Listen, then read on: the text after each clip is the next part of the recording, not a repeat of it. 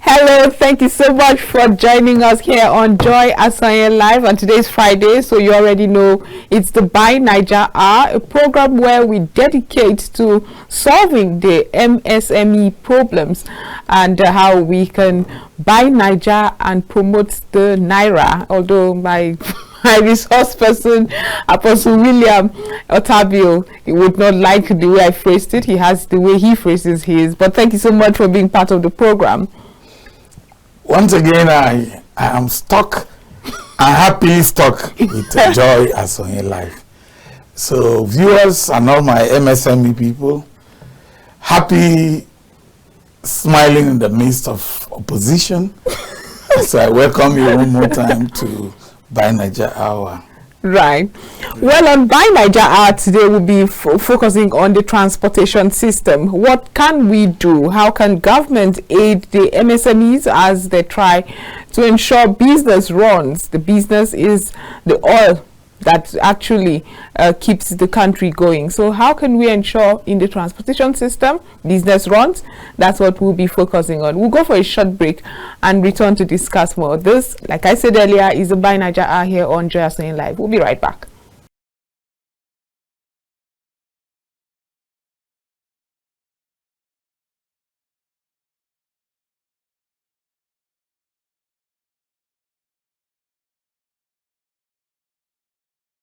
Welcome back from that short break, and it's interesting here. This is the Buy Naija Hour here on Joy Asonye Live, and we're being joined by somebody new. He's Bishop Franklin Edafe Onose, MD, CEO, Heron and Egret International Limited. He's also the Director of Operations, Drivers Welfare Club of Nigeria. Remember, we are talking about how the transport sector can be revamped, rejigged, or whatever word really works for you to an extent where it helps MSMEs. And we also have Apostle William Otabil right here with us, our king of Buy Naija. Thank you so much for joining us, gentlemen.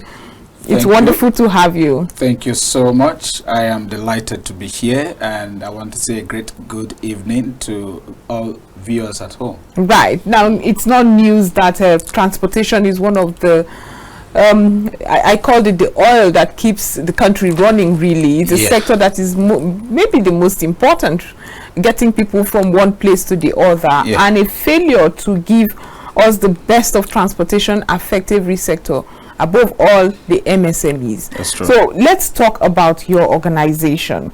First of all, what is the Heron and Egret International Limited? Well,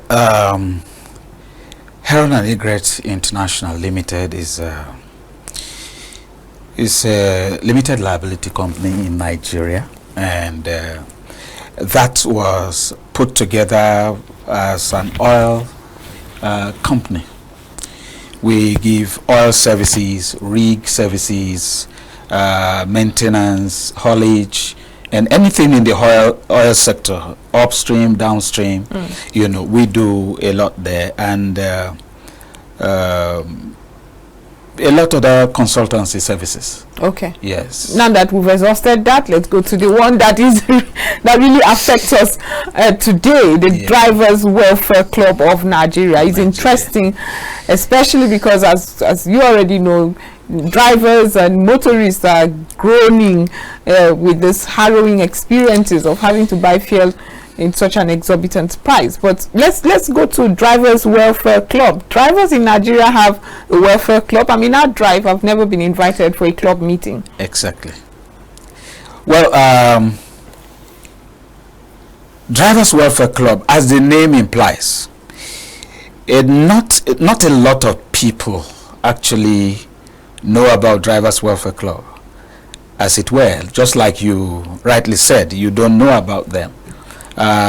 Because it is the cry of the common man. Drivers Welfare Club has been in existence. This is 22 or 23 years now as a registered organization in Nigeria. And the reason why Drivers Welfare Club has not been seen in the limelight like other clubs, so to say, is as a result of the way we in Nigeria specifically, the way we see drivers and the position that we put the driver when it comes to society. And that's the reason why you haven't heard about the Drivers Welfare Club. Right. Yes. And so is it an international club?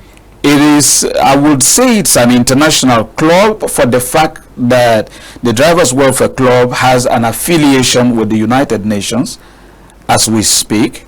And the Drivers Welfare Club is an organization that has his roots in or contacts or partnership with almost all the partners in the transport sector, talking about the VIO, talking about the FRSC, the road safety, talking about the police, talking about the, So in all the aspects, the Drivers Welfare Club is affiliated, right, to government, as it were.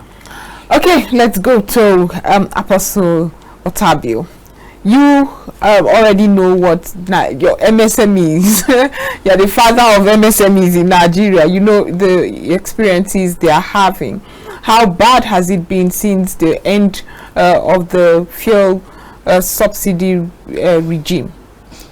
The important thing is that in the transport, shall we say, value chain, in providing services, Yes. the drivers, number one, they are number one, because they hold the lives of everybody in the vehicle, whether it's a trailer, whether it is for human transportation, the buses, the taxi. The driver is key, but it is a very great interest to us, because we notice that the most important people managing a vehicle of 10 million, 5 million, 2 million, 20 million is not accorded the right recognition because of societal rating. The driver who is managing a business that is worth 10 million is not accorded the importance. Drivers are critical asset managers. They are managing the lives of other people. You can imagine a driver slips off while traveling on Kaduna Express Road. That would be terrible issue, that you have a driver slipping off on his steering. Yeah. Lives will be lost. So how do you ensure that doesn't happen? First of all is to accord recognition of the importance of the driver in the transport industry. And I believe that's why my brother Bishop Edafe is here today, because normally, who is the driver? An ordinary driver. Exactly. That's what they tell you. Mm-hmm. Sometimes the driver is not ordinary. The man driving you. The day I recognize that the driver is important, my friend, a very big pastor, he didn't learn driving. The driver dropped him on Third Mainland Bridge, gave him his key, and walked away. I don't want to mention my friend's name. He was stranded. He called. We had to send a rescue team on Third Mainland to get him out of the fix. That's how important. And he was stranded. And he's not the only one. Many people have been stranded because their driver suddenly realized his strategic significance in the man's life and made him stranded because you don't recognize him. The man holds a very serious key in the transport value chain and supply chain. So for Buy Naija, in the transport industry, we say let us start with the driver. Right. Because the driver who takes your children to school is key. Child abuse, kidnapping, and several issues. If we don't bring them to fore and begin to talk of transport fare and all manner of things, the driver can call kidnappers to wait for you at a particular junction and kidnap you, because he knows the route, he knows where he's going to. Okay, So I think that's where Bishop now comes. he will come in. Right. So what I'm saying that Buy Naija sees the whole value chain and supply chain of the transport industry as very important, starting with the baseline, the driver. So Bishop, I think it's over to you. Having said that, I would like to see, like, I'm sure my viewers are wondering, we know how important the driver is. Now, how do you ensure those things he mentioned, those very very key points, exactly, that he mentioned, would be addressed with, is it the Drivers Welfare Club that addresses this? And if possible, for those who want to engage a driver, what should they know? Exactly. All right. Having said that, I want to say thank you to the chief executive here, my chairman, the Buy Naija product. He's the designer of this, and you see, it takes the eagle eye to see this aspect. And I want to say that the Drivers Welfare Club, as an organization, this is exactly what gave birth to the Drivers Welfare Club. Because over time, the founder of this organization has worked with other frontline transport organizations that deals with vehicles, deals with cargoes and all that, but left the driver out of the picture. And they found out that people die, drivers die for minor injuries of maybe 100,000 to be paid in the hospital. And for that, the drivers doesn't have the money. Some drivers die in the process. So that is the reason why the Drivers Welfare Club is put in place. Because you find out that as far as the driver is concerned, as negligible as his life is to all his employers and the people that he serves, when the moment he passes on, his wife automatically becomes other people's wives. Other drivers take her because there is no other person to run to. She becomes somebody in the motor park that touts now play with. His children, if they are boys, they become agberos. If they are girls, they automatically become prostitutes, because there is no place to fall on. The driver does not have access to any soft loan. He has no access to, there is nothing, no job security of any type. So what the Drivers Welfare Club has put in place is somewhat retirement a kind of retirement plan, to keep the drivers going, and to let them know that as far as they are concerned, in the value chain of delivery of any kind of service in the whole of Nigeria, in the whole world, the driver is the first, because he takes you from point A to point B, including the president of the nation. A driver takes him. He doesn't drive himself. All senators, all House of Assembly members, they are their own drivers. And the drivers are the ones that does the movement. Without that, no convoy moves. Including those that ride the motorcycles, the keke riders, the trailer drivers. All of these people are operators of machines. And these people somehow have just been relegated to the background. So what the Drivers Welfare Club has come to do is put a system in place where these people, they have a kind of microfinance situation in place, where there will be a kind of thrift collection or daily contribution from the drivers, which drives the machinery for their funding. in case there is an accident, for example, and you are a member of the Drivers Welfare Club. The moment the call comes in to say XYZ driver has so and so situation, the Drivers Welfare Club will respond if you are a participatory member, because it's not enough to be a driver. Just like you said when we began this program, that you are a driver and you are yet to hear or been invited for a club meeting. You have never been invited. Now this is where we go, because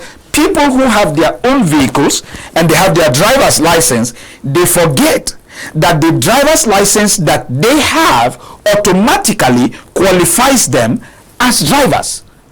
And ordinarily, they are supposed to be members of the Drivers Welfare Club.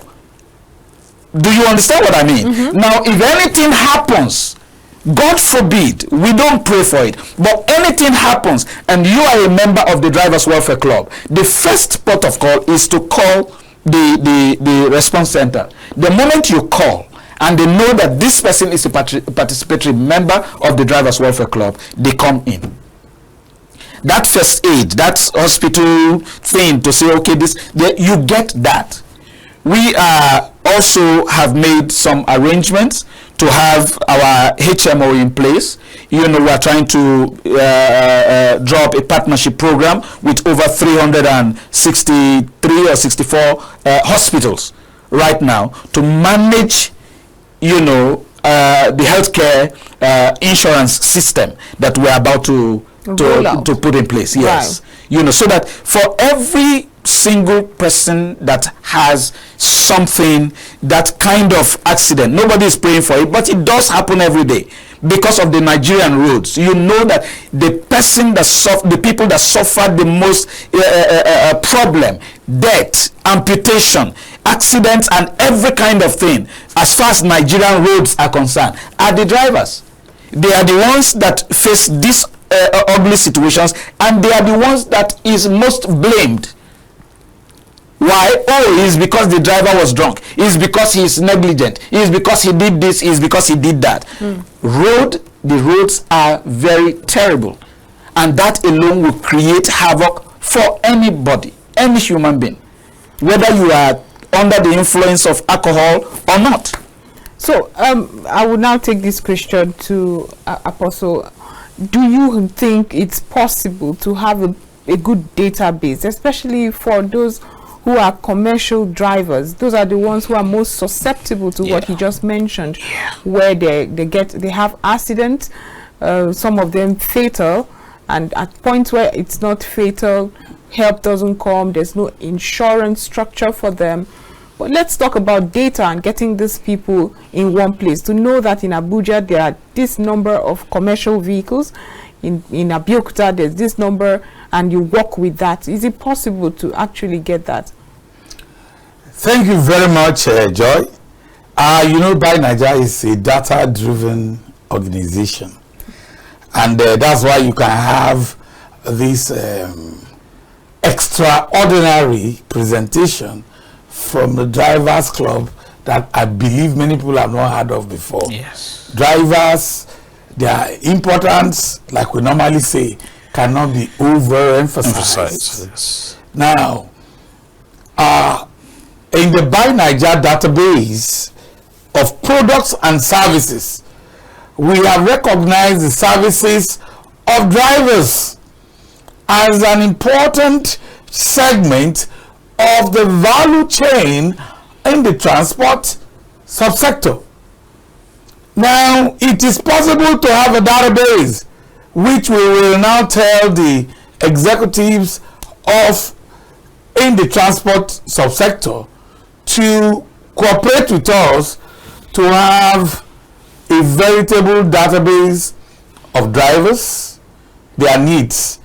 And already Buy Naija has an insurance back end. We've been promoting insurance for micro and small enterprises. Right. Now, how many drivers have life insurance, have health insurance? I am very happy that the bishop has mentioned the issue of medical insurance. In fact, it is supposed to become compulsory that every driver must have a medical insurance that takes care of some of these contingencies, because they are the first line of people that need medical insurance in the day of unfortunate accident or incident. Exactly. Then we need information on them because of all the other exigencies and contingencies, talking about them being moles or agents for kidnapping. So they must be well tracked, they must be well paid, they must be well insured, that in the event of, God forbid, death, their families are well taken care of. But because there is a lack of awareness of their strategic significance in our daily lives, we take them for granted. Exactly. Okay, having said that, it's time to go for a short break. You've just mentioned something very important. How can we vet these drivers? Does the Drivers Welfare Club of Nigeria have the capacity to vet drivers enough to give people confidence, especially if you have to recruit one? Yeah. We'll be back to discuss more. This is still Joy Asonye Live.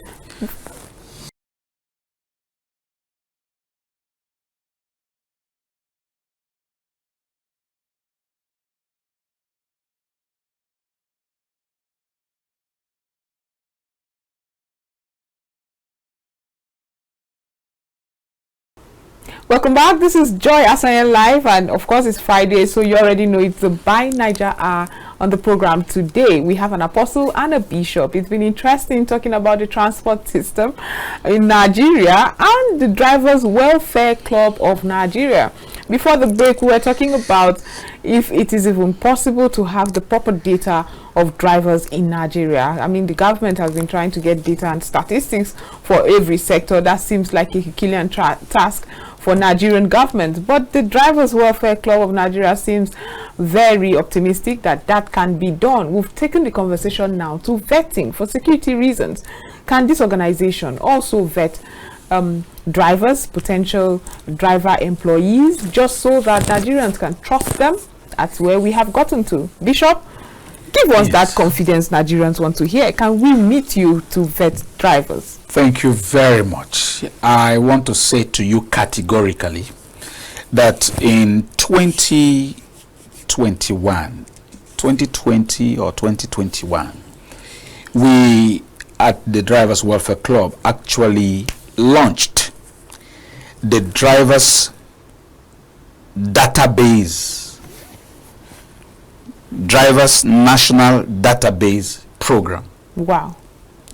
And the database program was launched because we want to make sure, we want to know the total number of drivers we have in Nigeria. We want to be able to secure the driver. We want to be able to provide and facilitate the driver's welfare. We want to be able to enhance the driver's togetherness as a people. We want to also complement the planning policies, the lawmaking, and the judicial defense of the driver when it comes to issues of road and matters that concerns drivers all over Nigeria. We also want to make sure that we have an active identity of every driver. We want to make sure we know them by face and by name, so that every driver is traceable, to a source. We want to have adequate, information about the driver. And so in the launch of the database, we put some things together that if we have these details of every driver, it will be absolutely impossible for anything to happen to a driver and then we say we are not able to identify him. And we want to get it to the point where if you need a driver, for example, you call the Drivers Welfare Club. One phone call to the Drivers Welfare Club, I need 6 capable drivers. they want to handle such and such and such vehicles. The Drivers Welfare Club gives you authentic drivers. Drivers you can trace. Drivers you have a place to go complain if you have issues. Do you understand? So we put together the name, the age, the sex, the date of birth, state of origin, residential address, educational level, year of driving, driver's what do you call it now? Driver's license, obtained the date you obtained the license, a whole lot of things, close to about 15, 20, the class of driver's license that you hold, the type of and the size of vehicle that you are driving, whether private, whether commercial, your employee, whether you are self-employed or you are employed by a particular company. We want to know all of that. And then if there is any insurance policy, whether by that company or you are sharing from that of the Drivers Welfare Club, a lot of these things. And then if you are benefiting from NHIS and all of that, your marital status, your genotype, your blood group, the size of your immediate family, if you have a family of 4, 6, you have 3 wives, you have 2. We want to know everything. We launched that database in 2021, and the then transport minister, Rotimi Amechi, was invited, and he was represented by somebody, I've forgotten his name now, and then the head of the road safety. They were invited. In fact, all of these people that are key stakeholders in the transport industries, they were all invited in the program. We did that in the stadium, in 2021. I'll bring some of the brochures maybe when I come next for you to see. And the Drivers Welfare Club, as we speak, we have our foot on ground now, and we are beginning to spread. We just started an operation in Abuja where all drivers will now need to have their identity from the Drivers Welfare Club. Right. And we just entered into a solid partnership with the VIO. So we are going to drive that particular mission together with the VIO to make sure that every single driver in Abuja carries that ID card, so as to make sure that first, in the Federal Capital Territory, we are secured here, security-wise, first of all, because the moment that happens, then everybody is safe. Talking about this kidnapping issue and all of that, where you enter into a vehicle and they say one chance. The moment you enter into a vehicle this time around, we will tell you what to look out for. The moment you are able to get that, we are able to identify the driver. That's interesting. Oh yes. Yes. So this is the much that we have done. So in the organization, we are looking forward to talking to more people. We want people who know about the transport sector, to make contacts with the Drivers Welfare Club, and then we'll show them things that they ought to know. Within the period that we're going to spend handling things about the transport sector, everything about the Drivers Welfare Club will bring them to the fore. And I believe God that one of the days I'm going to have to come with the founder of the Drivers Welfare Club himself.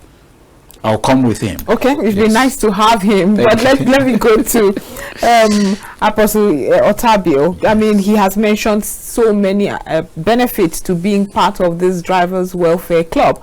And I remember you had talked about low-cost housing for the MSMEs. That's something he's trying to achieve as well for the Drivers Welfare Club. What are your challenges? And what would you say, having tried this, these are the things he would face? Do you think drivers will be receptive to this? Drivers need housing. They need health insurance. They need life insurance. They need so many other benefits that is normal in society. Oh, yes. But we want to concentrate on the peculiarities of their own challenges. Yes. Like you mentioned rightly, issue of affordable housing. Now, since there is no general affordable housing policy that is functional, for now, one of the basic benefits of having that club, association, or we call it a union, you call it whatever, is the roof over their heads. That is housing. Yeah. We need to design a housing policy since every driver has a job. Even if you are driving yourself, you got a job. That's it. You got a job, like you. You drive. I drive myself. Okay. That's my minimum exercise. So I'm a driver. I've often said I need a driver. That's right. I need a driver, but I always like to drive Because like I said, until I die, I'll be driving.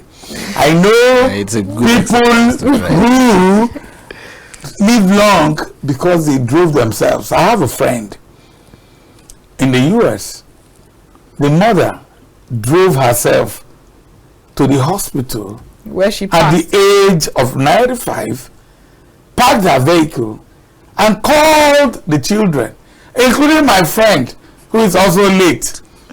When she died, she was 95. When he called the son, I think the son was about 80 or something. He's late now too. That they should come to the hospital. The children gathered around her and she died. But she drove herself to the hospital at 95. And I have discovered that driving is one of the things that keep people alive. So driving is very critical. Whether somebody else is driving you or you are driving yourself, your driver is very key. I keep on telling people. So talking about housing. Housing is very key. And the Buy Naija is encouraging clubs, unions, cooperatives to have a housing empowerment unit. Even if you are an employer of drivers, as a big corporation, as an individual, they should be made to contribute to their housing scheme. Exactly.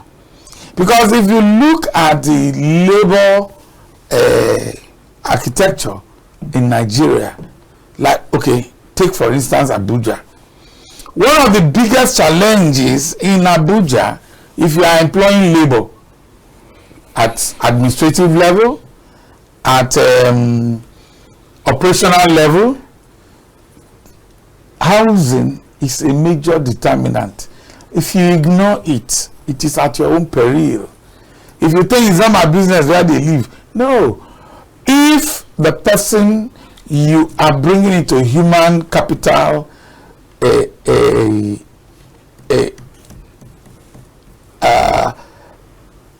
profile of your company, you don't think of where they live.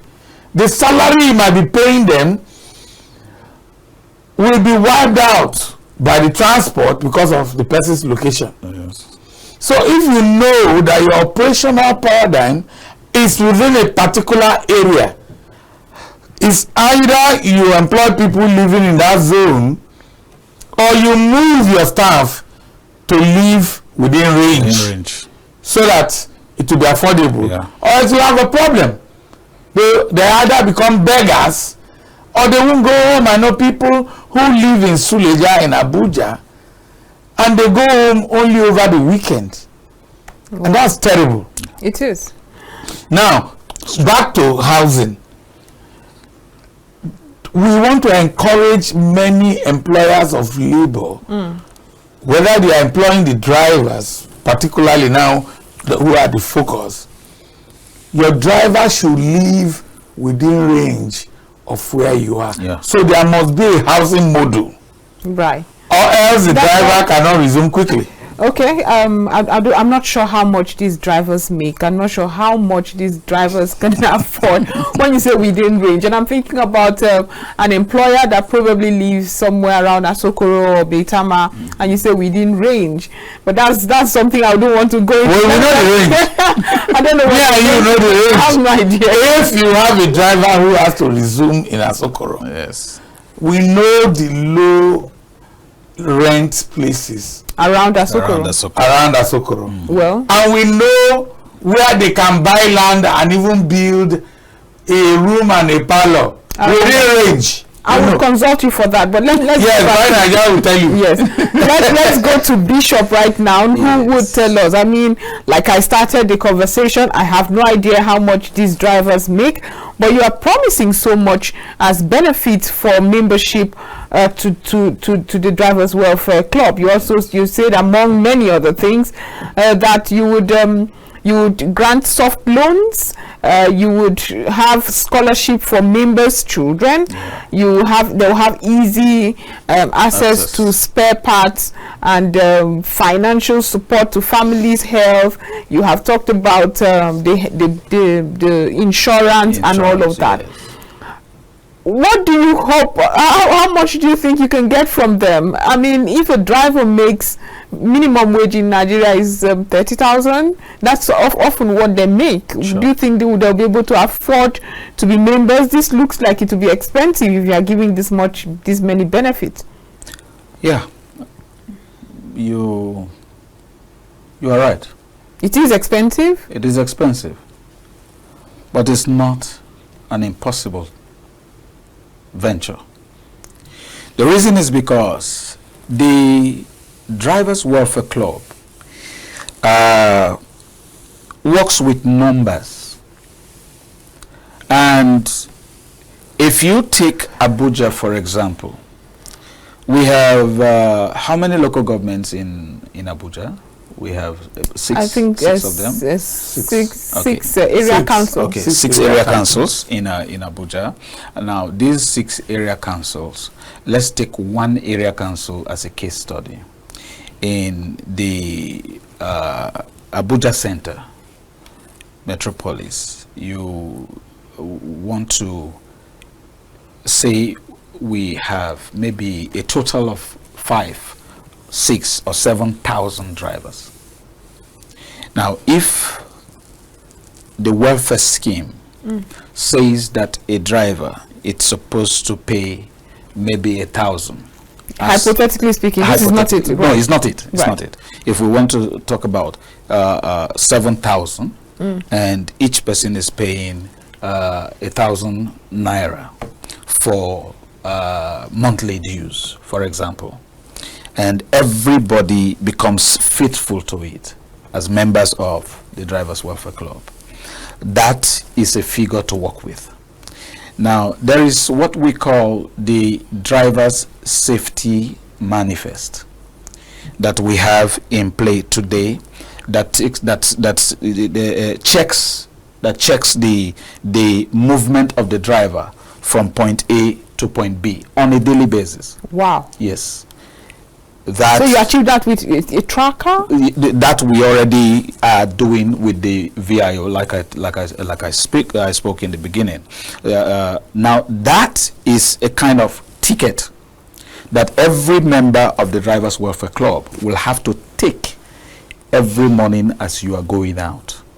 Now, if that ticket is 200 naira or 500 naira, as the case may be, and you buy that every day, and 7,000 drivers buys that in Abuja on a daily basis, and all of these funds are channeled towards the welfare of the drivers.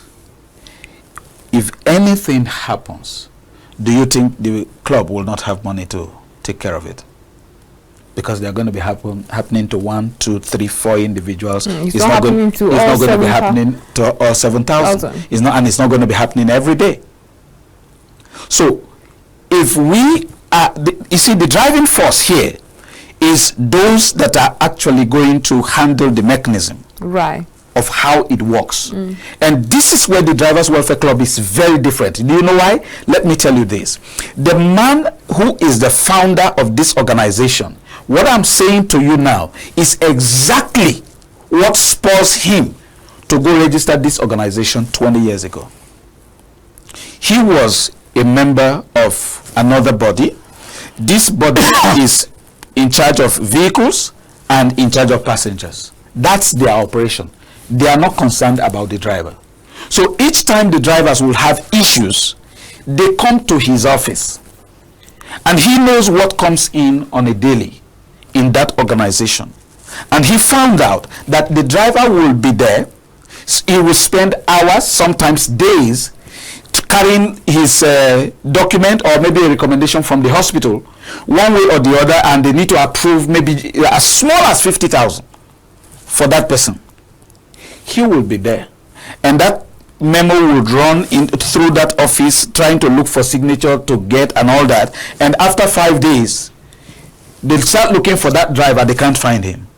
By the time they call the family, they find out that the man is gone. Meanwhile, he needed just 50,000. Right. So he decided to pull out from the organization and say, if we have so much drivers, we have so much money coming into this organization, and the driver will die because of less than 100,000, I don't want to be here. We need to do something to take care of the driver. Okay.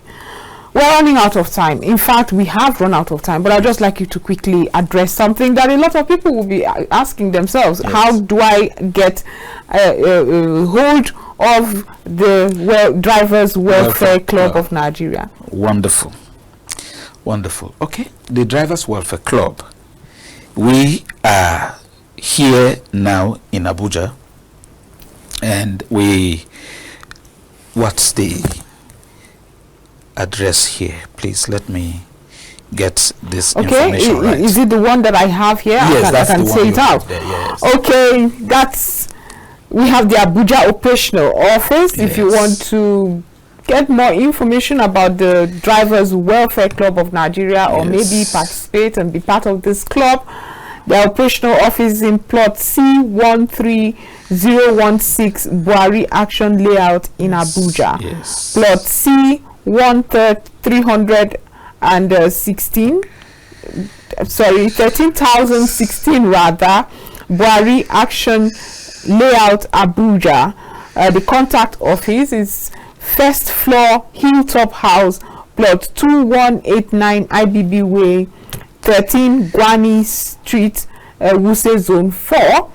Well, they have their Asaba office, 379 NABC Road beside Temoku Showroom. Yes. We have the Lagos office, second floor, 4 Jide Soya Drive, Lekki Phase 1 in Lagos. Yes. Thank you so much, gentlemen, for being part of this program. Thank you so much. Yes. And let me add by saying that if you want to make calls, phone calls, you want to get more inquiries, you could call me. Okay, we really do not have time. Exactly. Maybe we'll bring that later. Okay. But we'll be discussing with Apostle William Otabil, Chairman by Niger Project, and we also have Bishop Franklin Edafe Onose, MD CEO Heron and Egret International Limited. Thank you, gentlemen, for coming. Thank you so much, and thank you, viewers at home, for being our guests. Yes, thank you.